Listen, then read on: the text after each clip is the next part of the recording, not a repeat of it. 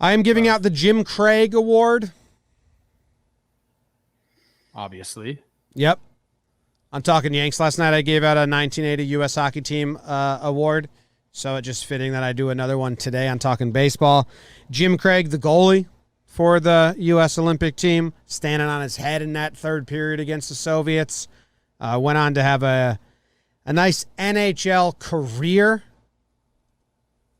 And Jim Craig was a weirdo, obviously, because he was a goalie. And what he did, how he approached every game, there's a book about that team that I read, and how Jim Craig approached every game was each period was its own game. So he would get dressed, do his full routine in the locker room, put his pads on, go out and play game number one.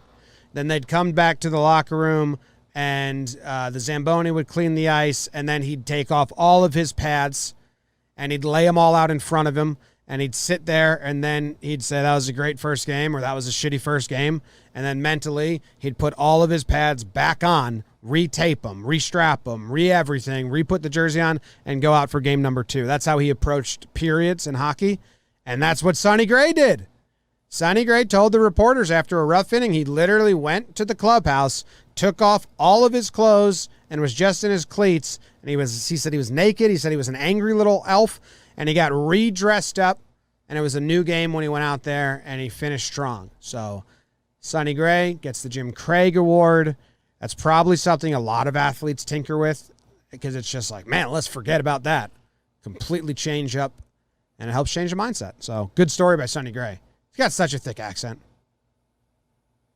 He's funny, man. Yeah. You guys would love him. And C. Rose pointed out he looked like he was 12 years old in that interview.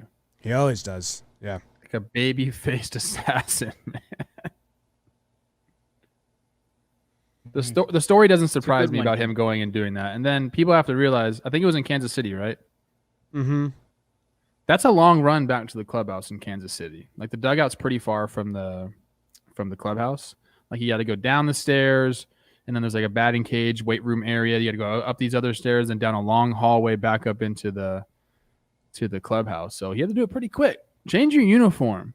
If you're talking about everything except your cleats, that's a good like 5 to 10 minute ordeal, man. Because getting wet stuff off you, as everyone knows that's ever worked out, very tough. Wet socks, maybe my worst thing. Like my least favorite thing to do is to take my wet socks off. Better than keeping them on, though. Yeah, they're great when they're off finally, but getting them off your feet is impossible. Yeah, it's ridiculous. Fayao in the chat says that Miggy Rojas says that happens more than you think. And yeah, I found myself like before the shower, imagine naked in front of the mirror, just doing dry swims. Hey now, it was a family show, bro. I know, but I mean, I need to be clear and like that's the truth. That's what slumps do to you, man. I'm seeing guys showering with the whole uniform on, to wash everything off, man. Yeah, full uni, went right into the shower and shower with the full uniform on. I saw it. I saw a pitcher doing it. I saw a position player doing it. What? Yeah. This is bizarre. Yeah.